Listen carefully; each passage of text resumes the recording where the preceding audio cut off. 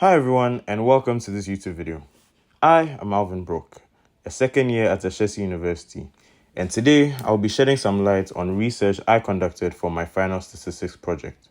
I'll take you through my research question, associations related to the question, the sampling, the methodology behind the research, as well as the final analysis and findings which led me to my final conclusion. Alright, let's get right into the video. In today's society, racial inequality remains a critical topic firmly established in many facets of our lives. In the United States, persistent differences exist across racial or ethnic groups in wages, employment, home ownership, arrests, and health outcomes. Even after compositional differences such as ability, experience, or educational attainment and quality are controlled for, disparities do not entirely disappear across racial and/or ethnic groups. These are some of the insights that existing studies have. By conducting this research, not only will we identify how race plays a major role in the lives of US citizens, we will also be able to show that obstacles such as systematic racism and unequal resource access are still present. From this, we will see whether there's the need to provide measures to promote equal access to quality education, enabling greater social mobility and leveling the playing field for people of all races. The research question that we are discussing today is, to what extent does race influence educational attainment and lifestyle in the United States? I mentioned lifestyle because a person's lifestyle can directly be linked to their income, as it influences their purchasing power and ability to buy goods and services. The data used in this study was extracted from the IPUMS USA database, and 3 variables were used for it. Over 7 million people contributed to the race survey, creating a large amount of data for us to use. Firstly, race, where individuals are classified based on their racial background. This includes whites, blacks or African Americans, Asians, Native Americans, and other racial or ethnic groups. Secondly, educational attainment, which reports the highest level of education attained by each individual in the sample. And lastly, income wages, which reports each respondent's total pre-tax compensation and salary income. The data for both race and educational attainment were already categorized, but I needed to do this for income wages.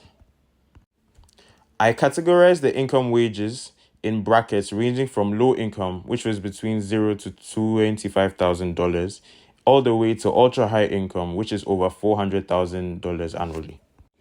This made all my associations categorical to categorical, meaning that the chi-squared test for independence was the best test to determine the relationship between the variables. The null and alternative hypotheses for the first association are as follows. There is no association between race and post-secondary educational attainment, and there is an association between race and the ability to gain access to post-secondary education. The null and alternative hypotheses for the second association are as follows. There is no significant difference in the income wages for African Americans, blacks, and Caucasians, whites. And there is a significant difference in the income wages between African Americans and Caucasians. For each association, we conducted the test and produced bivariant graphs to show the data. Looking at the first graph for our first association, we can see that more blacks, about 39.2%, completed the lowest level of post-secondary education, which is 1 year. However, for whites, 35.9% completed the second highest level of post-secondary education, which is the full 4 years. Looking at the graph for our second association, we can see that a larger number of blacks, about 31%, fell into the low income bracket, whereas only 24.9% of whites fell into this bracket. Notice that for both associations, the p-values produced by the chi test both significantly fall below the threshold 0.05. This means that regarding our hypotheses, in both cases, it is sufficient to reject the null hypothesis and accept the alternative hypothesis.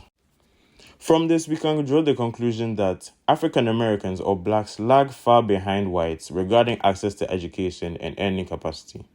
The results show potential underlying structural issues that need to be addressed to offer equitable opportunities for all persons irrespective of their race.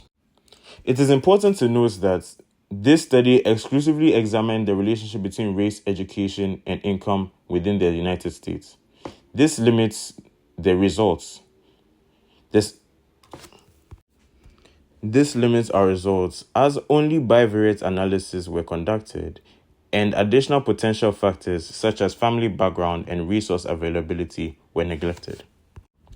Future research can be conducted to include these additional factors to investigate whether these could truly be the causes of the associations. These are the references I used in the videos. Thank you very much for watching, and see you in the next video.